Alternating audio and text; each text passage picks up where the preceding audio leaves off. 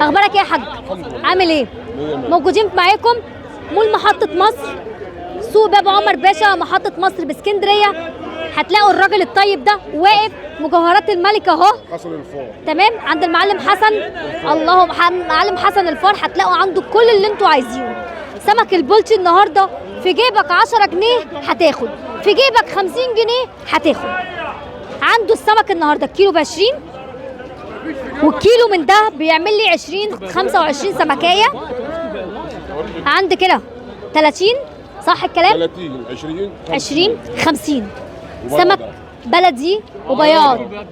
بياض، بصوا البياض وجماله عند المعلم حسن الفار. اللهم بارك.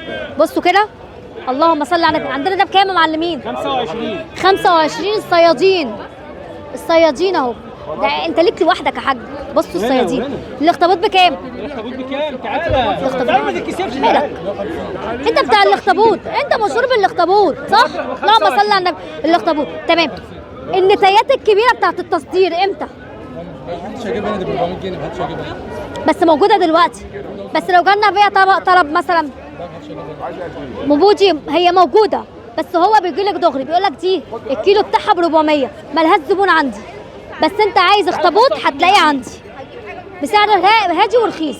صح الكلام؟ 150 جنيه. الله يسهل لكم الحال ويفرج عليكم يا رب. صباحكم فل النهارده.